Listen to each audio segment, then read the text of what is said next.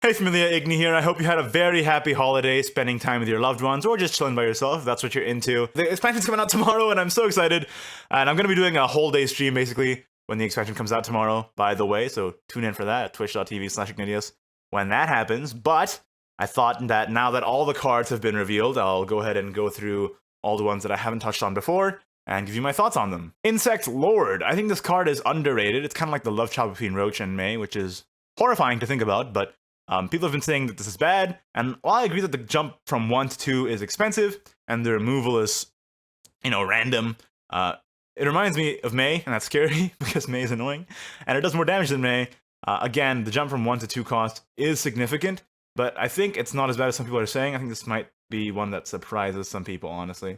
Just because it could end up being one of these tools that you can bounce over and over again to just remove your opponent's board. And, in rotation, you're going to need to use some bounces on something that isn't Roach, because you're not going to have that. And this might be one of those tools that can just help you clear the board up to set you up better for future turns as well. So I don't think it's the greatest thing in the world, but I think it'll surprise you. Seen that. Here we go. Rain Elf Smith. 2.22 for gold. The evolve effect is pretty strong in sort of tempo-based lists with buffs, and it also just gives you really strong board presence, being able to, one, trade with Rain herself, and then also trade with something else. And the fail case is a 2.22, which is already okay.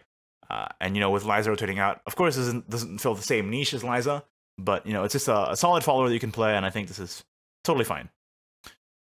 This card, Fairy Torrent, it's a 1 play point bounce. The restoring X defense to your leader is kind of not that relevant. Restoring 1 defense, or enhance 5, restoring lots of defense from your board. But that's the kicker, is the enhance 5. A lot of the time, I feel like in these later turns, you're going to want a 1 play point bounce, not a 5 play point bounce all. And it's going to be kind of clunky that way. Maybe in some crazy control forest list, but I kind of doubt it. I just feel like not being able to choose between 1 and 5, and then having to play the 5 on the later turns is going to really make this card not worth running. Especially since the effect also doesn't draw any cards, like Nature's Guidance does.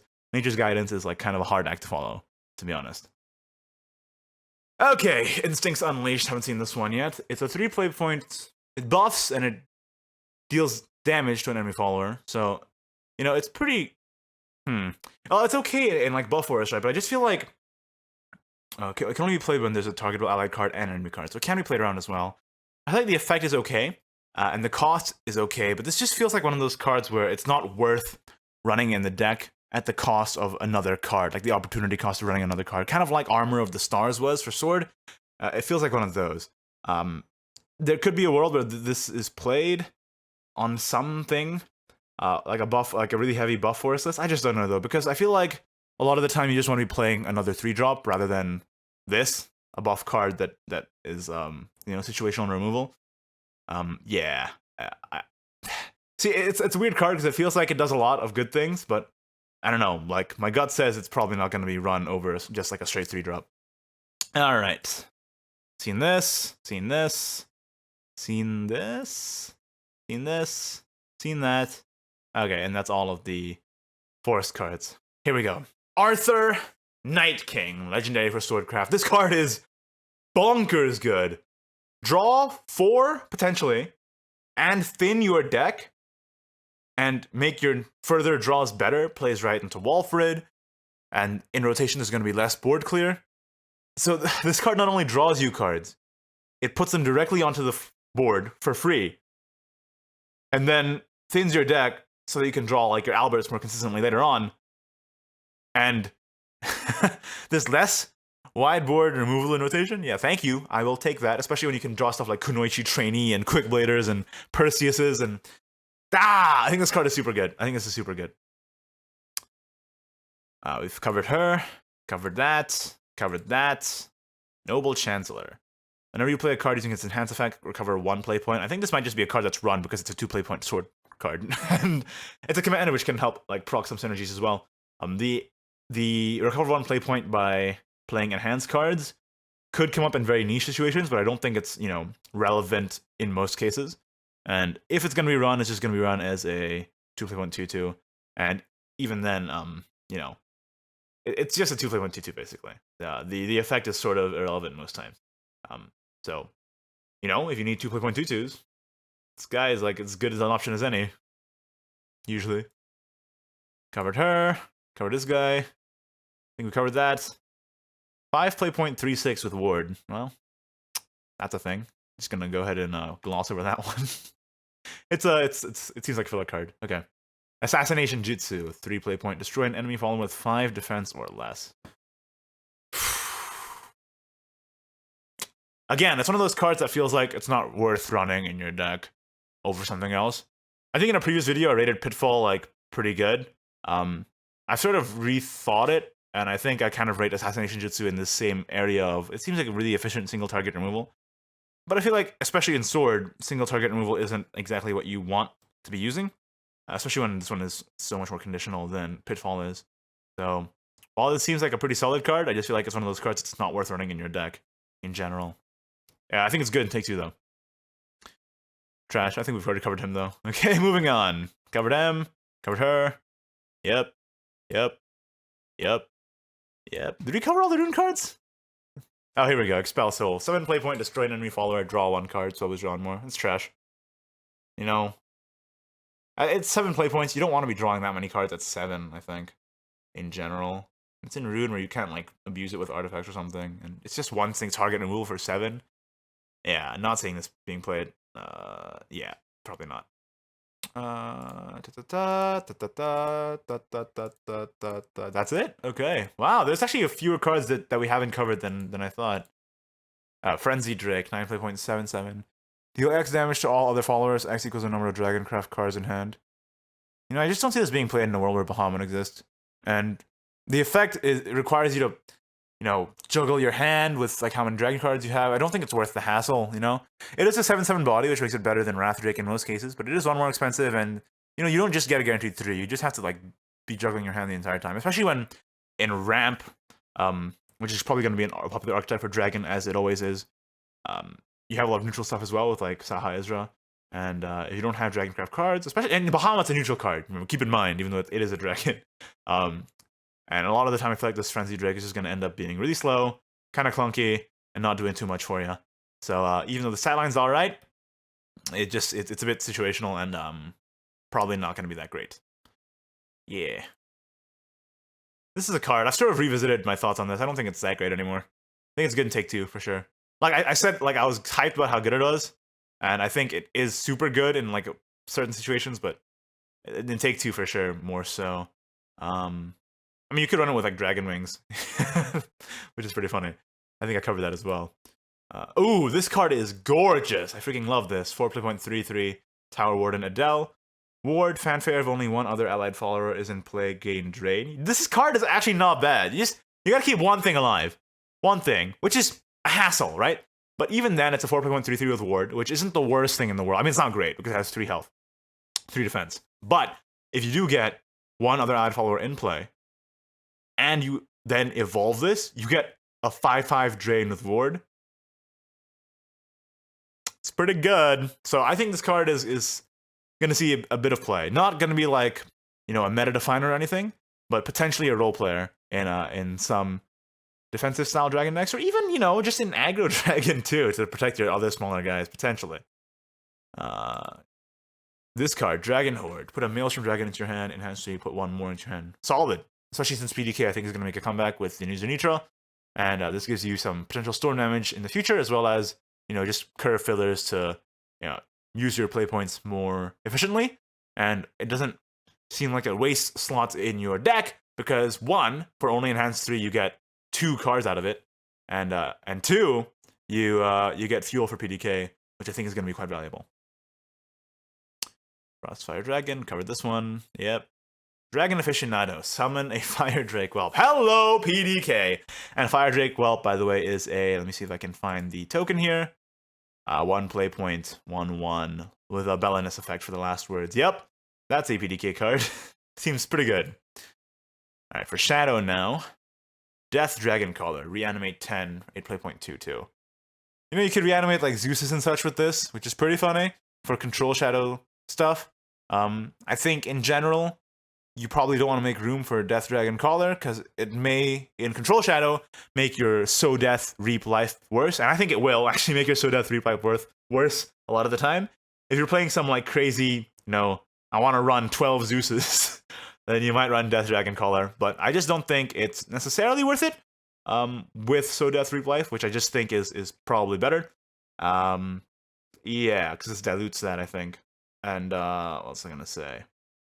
Reanimate 10? Yeah, I don't know. I'm not seeing it. Especially since Reanimate 10, it's good for Zeus, but I don't think it procs any of Aisha's effects, and I think Aisha's probably going to be a better win condition for Control Shadow than Zeus is, generally, on 10. So, this could see play. I'm not saying it's not gonna, because, Reanimate 10 is very powerful. I just think my mind is telling me that in a more optimized list, you would just run So Death, Reap Life, and Aisha's, and Kawis, and stuff like that. Yeah. I mean, you could run Zeus with So Death Reap Life as well, but, I just think So Death Reap Life with Kawi guaranteed every time is just so disgusting. And the Death Dragon Caller will summon a 2/2 if you reanimate it. And that's no bueno, is it? Wow, this card is super busted. What? Like, Shadow is lacking good 6-drops, and, this is it. It leads right into Daddy Hector. It's extremely survivable. With the Skeletonite, I think also summoning a skeleton on its last words, and this itself having a last words of summoning a skeleton. Yeah, this card is super, super good. Super good. Shadow needed a great 6-drop to make it, even better than it is. I know it was already pretty good, and this is just going to push mid-range a little bit. Especially since it's losing some of its tools in rotation. I think this is quite a boon for that archetype. Oh, wait, oops. I clicked out of it by accident. Anubis. This is like a Kawi that doesn't heal you. And destroys one of your cards from your hand, so it's probably not going to see play. While Kawi is in play, I'm pretty sure. Mummy, 4, play point 3/4, Necromancy 4, deal 2 damage to enemy follower. Did I cover this? It's not good. Super good. Pretty good. Alright. Blood. Knocked! Okay, this is one of the cards that was revealed in the WGP that I casted, by the way. Hello. And, last words give both leaders the following effect. At the end of your turn, deal 1 damage to your leader. This effect lasts for the rest of the match. Doesn't say it's not stackable, so that could actually be a thing. That damage is stackable, but a lot of people are saying that this might be a thing for Jormungand Blood. But to be honest, I think this might just be straight up better in aggro. Like a lot of the Jormungand cards that people are really thinking about Jormungand with, I think this straight up might just be better in aggro. And that's something that Exo told me when we were talking about the card at WGP. He was like, I think this might just be better in aggro than it is in Yorm. And I'm like, you know what? You got a good point, 1, 2, 3, 4 knocked Karabos. That's pretty gross. So, yeah. Well, of course, though, it also does have applications in Jormungand. I'm not saying that that's being counted out or anything, but stand out to me is that this might just end up being a tool for aggro blood, which is looking pretty good post-rotation because of some of the cards we're going to cover now. Terror Demon. Unconditional Drain that can potentially buff on 4 on an evolve turn. This seems like a pretty good card. I'm gonna give it a pretty good. It doesn't have Bane, which makes it a lot less annoying than, say, Righteous Devil after Vengeance, but I think the Unconditional Drain is really good, especially since Righteous Devil is leaving rotation format. This is going to be one of those tools that just heals so much for blood, especially on the evolve turn going second, and that's good, because I think the latest report from, the balance report said that going first still has a slight advantage from going second, and a lot of these powerful evolve turn 4 effects seems to be looking to remedy that a little bit. Because while it's close to 50%, you'd ideally want it to get, right on 50%, right? So, yeah. Good card. Broken. We already covered this. It's at the end of your turn, so it's bad. It's super slow. Tempo loss. And you need to keep a board the whole time, and it doesn't buff immediately, so I don't think it's good. This would be great if Blood had any worthwhile last words, but it doesn't really. You can play it on, Noct or Yorm. But... Nah. Not really seeing it. Well, in Jormungand Blood, right, you could use it on Noct, you could use it on Yorm. It could see some situational play. I just don't think it's, the greatest, right? Because on Evolve, it's a 3-play.23, and these lists that really rely on synergy with Yorm and such, I think a lot of their card slots are more valuable than a lot of other lists, right? Everything has to be enabling something else, I feel like. This could help, but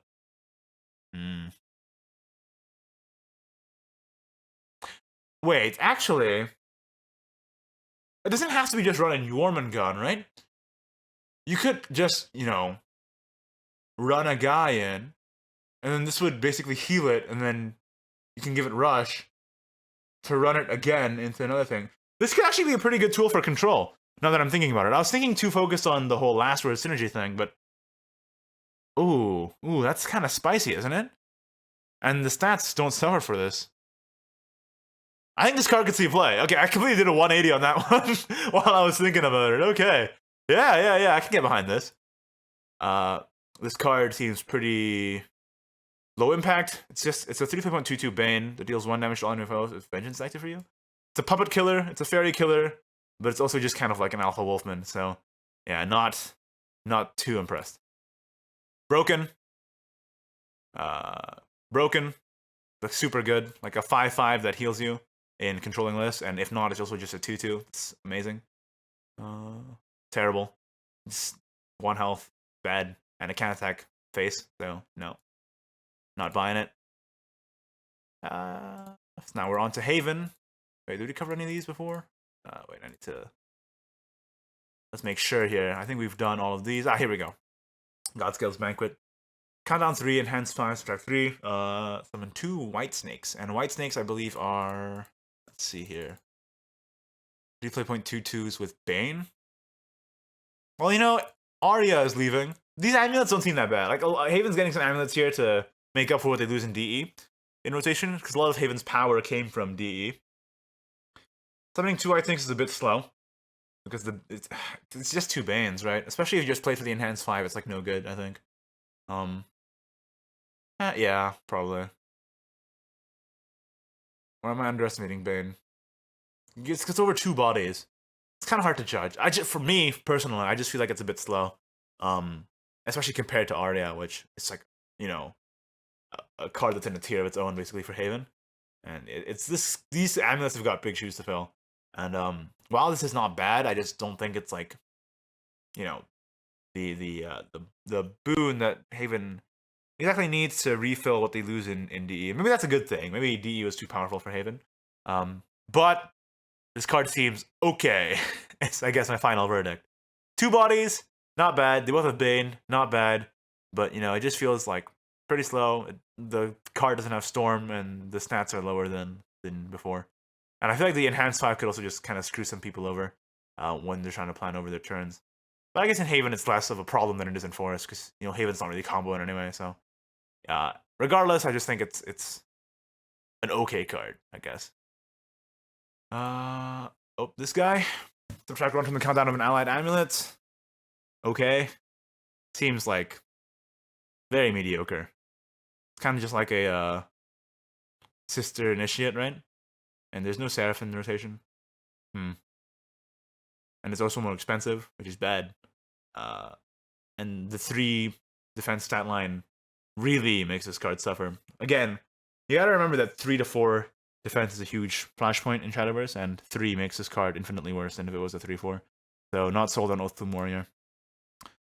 Gemstone Carapace. Whenever an allied follower evolves, subtract 1 from this amulet's countdown. Countdown 2. And a Bejeweled Tortoise is just a 3/5 for 4. So it's another one of these Haven amulets that are gonna make some more bodies. And this one also gets subtracted if you evolve. But it's just a 3/5 body that doesn't do much. But you know what? I think this one is actually not bad, because you can sort of rush out a more powerful board state. It's kind of like Adamantium Bird, but without the rush. But it's also, I think the countdown's also just less. I think it's okay. I think a lot of these amulets are just okay, and not great. But you know, I think Haven needs all the help it can get in terms of things to do once DE rotates out. So they'll probably see some play, I imagine. This one probably less so than the next one we're going to cover, which is Featherfall Hourglass. Countdown 3, Fanfare Enhance 3, subtract 3 from this countdown. Summon a Time Owl. So you can play this on 1, which is amazing. So 1 play point stuff is good, because they curve out real nice. And it gives you a 3/2 rush. And if not, it's also just a 3 play point 3/2 rush, which is also fine. I think this one is pretty good, actually. Like, the other 2 I feel like are okay. And I feel like this one is just pretty good. So I feel like if I was ranking them, I would rank Featherfall Hourglass at the top, and then I would put Godscale's Banquet, because 2 bodies, and they have Bane, which is pretty good. And then I put Gemstone Carapace. You can rush it out, but it's just a 3/5. It's a good body with a good defense stat line, but it just feels kind of low impact for putting this in your deck. Again, I feel like I'm judging it a lot against the benchmark that Beast Call Aria has set, and I don't think anything can meet that. So, who knows? They're probably okay. All right, let's take a look at Portalcraft here. Portalcraft got so many cards. So we're going to be here for a while, I guess. Spinaria, Keeper of Enigmas, 5.25. Summon a Spinaria's artifact. Whenever an allied artifact follower comes into play, that follower gains, at the end of your turn, deal 1 damage to a random enemy follower. See, this card is pretty good because it summons an artifact by itself, and the artifact draws you a card. Let's try and find the token here. It's going to be all the way in the back. Oh boy. Here we go. Yep. A lot of these cards are basic cards, by the way. I believe 11 of these cards are basics. I don't know how to find out which ones are basics, but keep that in mind. There it is. 1.11. Last words, if it is your turn, put a random artifact card from your deck into your hand as your opponent's draw card. So either way you draw a card, pretty good. Really good. And Spinaria is a 5.25 that puts a draw into play, and it gives your other artifacts, more ability to control the board. I think Spinaria is going to be pretty staple in artifact decks. It just seems like one of those really solid cards that you need to build a foundation around an archetype. And I feel like a Portalcraft really got a lot of love around artifacts, especially legendary ones. Like all of these 3 synergize with artifacts rather than portals. And I think Portal is like a really good budget option because I don't think any of the Portal cards are above silver in rarity. So I think that's super cool. Like they're giving players the ability to play Portalcraft even if they don't have the ability to, pull lots of packs. If you want to try the fancy new class, you can just play one of these archetypes, Portalcraft, which is pretty cheap, which I think is really cool actually.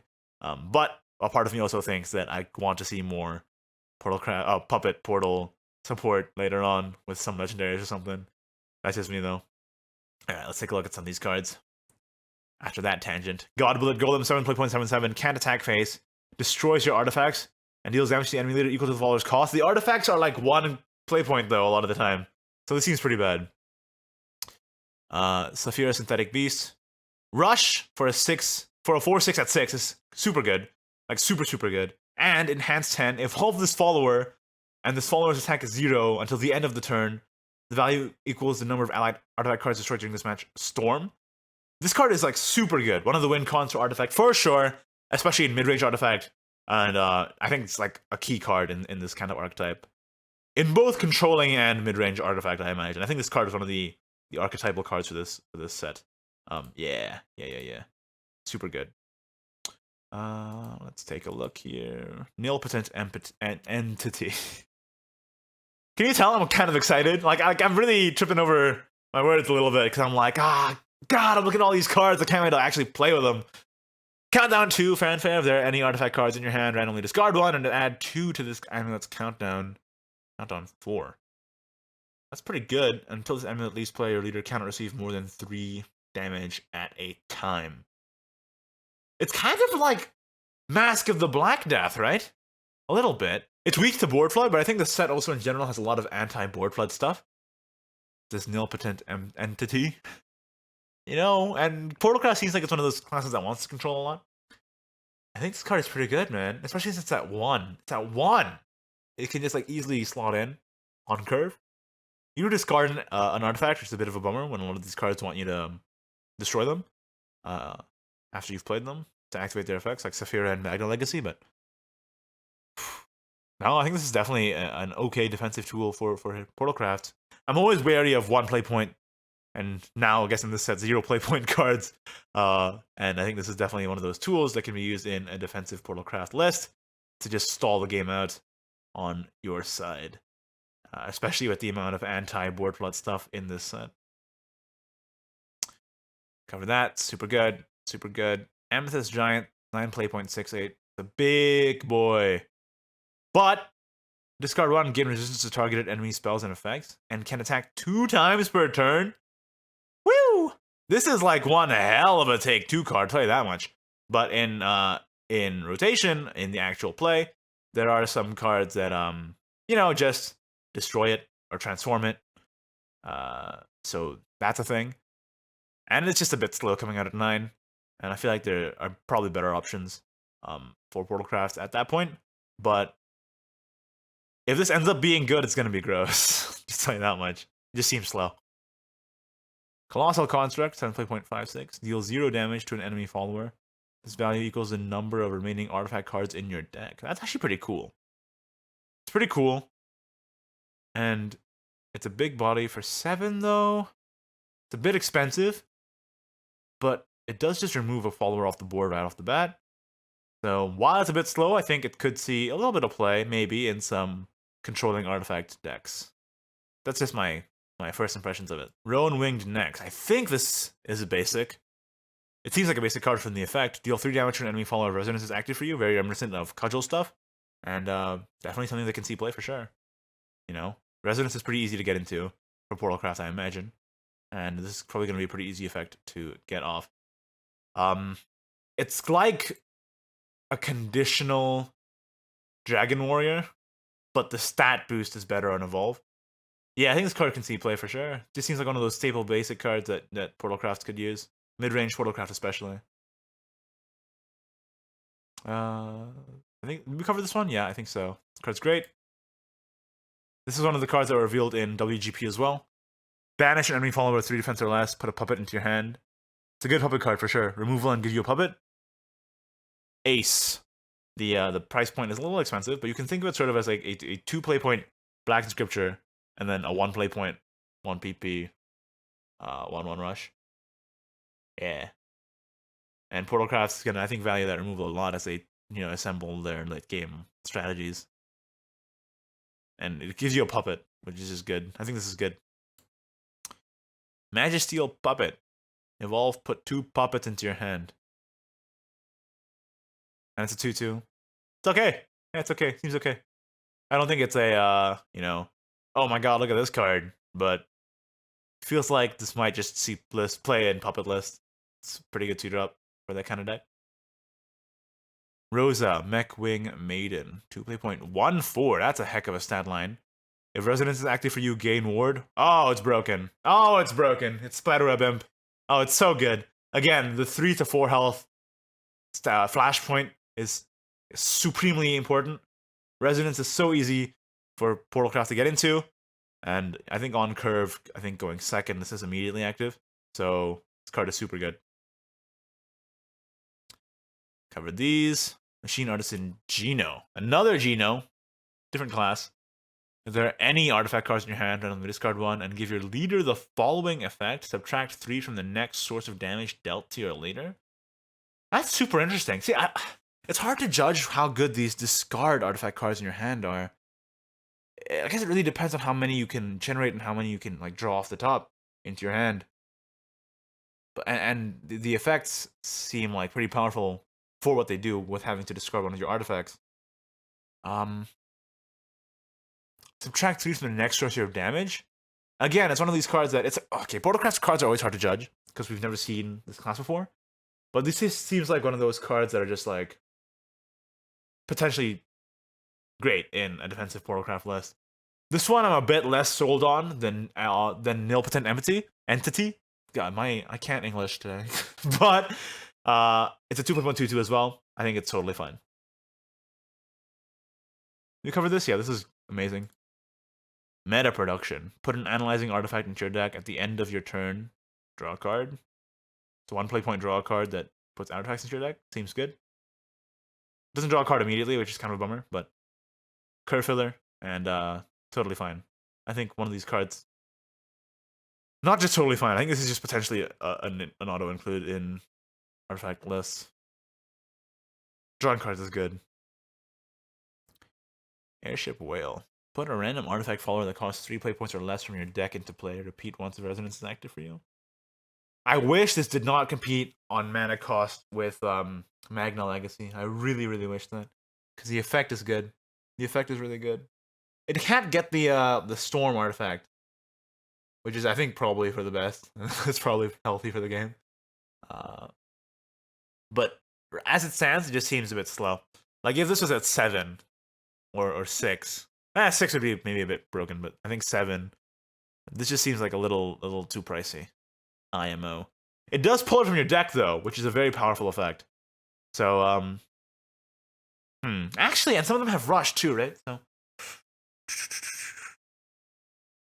kind of like a really pricey air jammer. I guess it all depends on whether Portalcraft can control that well up to this point in the game. And if they can, this actually might just be able to take the board back. This airship whale. Hard to judge. My gut feeling is that it's a bit slow, but you know what? Pulling 2 cards from your deck, super good. So it might just be a thing that sees play. But yeah, my feeling is that it's just a bit too slow. A little bit. Card's slow. This card is just a beat stick. Also revealed in WGP, but I'm not super impressed with its effect. With the +1 and ward. It's +1 attack too. Yeah, nope. Not impressed. Mana Pistol Merc. Deal 1 damage to all enemy followers. Did I cover this before? This seems a bit slow as well. A lot of these classes are getting 1 damage removals, but this one is expensive, and the defense stat line, it would be better as a 4/5 for sure. Yeah, I'm not super impressed with this one. Mass Puppet, cover this one. Ironforged Fighter. Put 2 Radiant artifacts into your deck. Nah, not impressed. 3 defense for 4. And yeah, it seems really mediocre. At best. Mechanical Bowman, 3/4 for 4. Okay, now we're talking. Evolve if there are any artifact cards in your hand, randomly discard 1 and deal 2 damage to all enemy followers. Woo! Again with this discarding artifact. This one is like a really good effect though. This is super good. I like this a lot.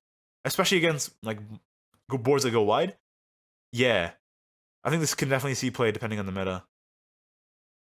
Cover this one. Play Soldier, put a puppet into your hand. I think we covered this one as well. Automaton Knight. Oh, this thing is adorable. What? Put a puppet into your hand. Last words, put a puppet. Okay, so. Ooh. Well, you know, it's really cute. It's a puppet generator, but I think it's probably a bit slow. Honestly, yeah. 3.32. I guess it's okay. Again, I just feel like it'd be better as a 2/3. I think defense is pretty important right now. Yeah, no, actually, this is fine. I think this is fine. Put some puppet into your hand. It's a 3/2 for 3. It's totally playable. But it's playable, but you know, I'm not impressed about it. Cat Cannoneer 3/2 with rush and puts 2 ancient artifacts into your deck. Seems good. Seems pretty good. Steel Demolitionist. If there are any artifact cards in your hand, randomly discard 1 and deal 2 damage to a random enemy follower. If there are no enemy followers in play, deal 2 damage to the enemy leader instead. I think this one is probably less good than the 4 play point evolve one. So random enemy follower or the leader. And you evolve it and you discard an artifact from your hand. See, I'm not sold on this one. I think 2 damage is a bit low.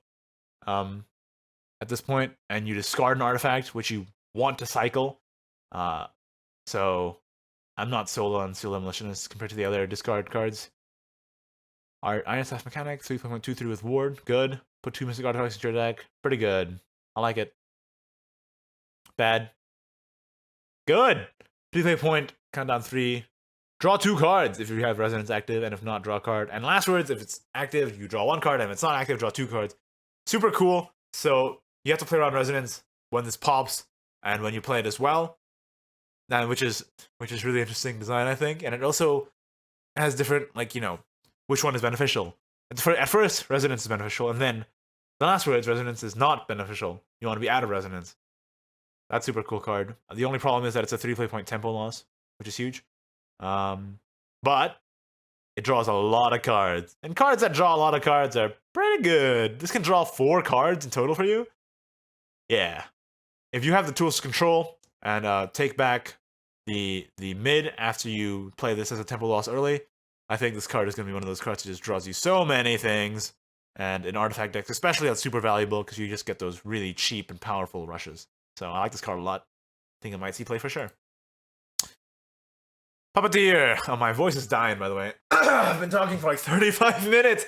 Portalcraft, you have too many cards! 2.22. Evolve, put a puppet into your hand, give a random puppet in your hand. Bane.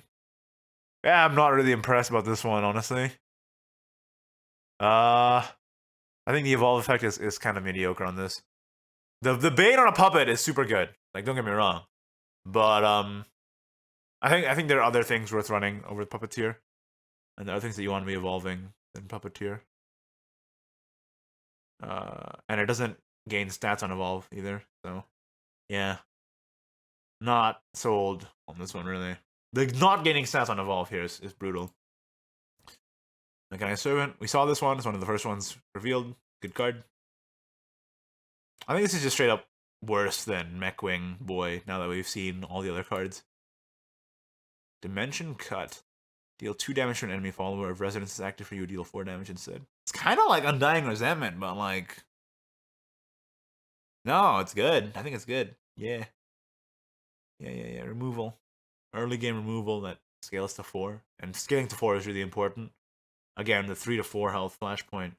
If you can actually get something that deals with Spiderweb Imps and Rosas, then I think that's going to be good. Bear Puppeteer. Enhance 4, gain +1/+1, put a puppet to your hand. So it's a 3/3, put a puppet at 4, and it's a 2/2/2 at 2. It's okay, yeah, I like it. You know, I just want to be generating puppets all the time. This one I'm not... sorry, I bumped into my mic there. This one I'm not fully sold on, I think. But it's versatile. It gives you a puppet. It's a 3/3 for 4 that gives you a puppet. That ain't bad. It ain't great, but it ain't bad. Hamelin. So like the Pied Piper? Choose a follower in your hand, excluding this, that originally cost 3 play points or less. Put a copy of that follower into your hand. Ooh, that's value. That's value. It's kind of just like a draw card, in a way, because it gives you a card. So of course, you need to have that card in your hand, too, but as Portalcraft, you're going to have artifacts. Like, being able to clone an artifact with Hamelin is going to be huge, I think. I think this card could see play for sure. Good boy. Demon Epitaph. If there are any artifact cards in your hand, randomly discard 1 and gain Rush and Bane for 2. 2 play point Rush and Bane, huh? For discarding an artifact, I'm not sure that's worth it. Whenever an allied artifact follower comes into play, give it Rush. Whenever you play an artifact card, recover 1 play point. Yeah, this one is like scary. Scary good. Oh boy. And that's it for Portal. Oh, thank God. Okay, that was so long. That's a lot of Portal cards. Woo! Okay, neutrals. Here we go. Badb Katha. I don't know how you pronounce this. I have no freaking clue. Good card. Very versatile. It gives +1 attack to a random ally follower. At 4/3, 2/2. You know, it's not the greatest thing in the world. At 6, it becomes like pretty dang good. And at 9, it becomes like really dang good, giving you the Marigna's Gospel. Slow, but really dang good. At every point, it's like not as great as probably some other options at that point, but being so versatile is what makes this card so powerful. And I think it's a good one. And we'll take a look at Marigna's Gospel here. Morina. Give a random allied follower +3/+3, draw 3 cards, restore 3 defense to your leader. Yeah. If the games go long, this is a super strong card. Super strong. It's just the versatility. You know, you can play it at 3 for a buff to take the early game. You could play it at 6 to push the mid game. You could play it at 9 to go long. There's so many things this card does at once. I think it's really good. Fall from Grace. This is one of the cards that are revealed in the WGP as well. Transform a follower amulet into a fallen angel. You can target your stuff or their stuff. And I just really like that there's amulet counterplay now. Or more amulet counterplay, rather. So Fallen Angel has Rush and Drain. So if you target it on your stuff, you gain the Rush and the Drain. Which is like, because it's a 1/3. And I don't know if you want to be spending an evolve on this. Although you could. But if you target on an enemy thing, it's a really easy to remove follower that only has 1 attack. And you can counter amulets such as, say, Tea Time with this. Or Summit Temple. Or, other things. I can't think of any at the top of my head right now. But what I'm saying is, this frees up a bit of design space for more powerful, potentially, amulets, just because it has a bit more counterplay now. And I really like the way it's done. I think it's super flavorful, and the fact that you can target your own stuff as well as their stuff makes this card really interesting to play, and it gives it a lot of potential use cases. So I think this card is actually like really well designed. Yep, good. Yeah, meme. Potentially good. If it's good, it's scary, but eh. This is just... Axe Fighter hasn't even rotated yet, and they printed his dad. The Enhanced 7 is so expensive for a +2/+1, and the destroying an enemy amulet rather than transforming it or banishing it or something makes it, not that good, especially against Haven when they have, countdown stuff. So I think this card is not going to be played at all in Constructed. Just like his son. Yep. This card is pretty good, now that I've had some time to think about it. Plus, it's adorable. And I think that's it. That's it. That's all the cards. Wow. Okay, well, blaze through that. Well, I say we blaze through that, but the video is like 40 minutes long. So I should end it here. Oh, so many cards. But it just felt like time flew by. Because I'm probably not going to edit this one very much. Because it's too long, and I want to go to sleep so I can do the stream tomorrow. So that's that. Let me know what you thought of the cards. Was I wrong? Was I right? Do you agree with me? Do you not agree with me? Did I miss something? Let me know in the comments below. Let's have a bit of a discussion. Because the game is in main anyway, right? Might as well talk about it in the comments below. While we wait for the expansion to come out.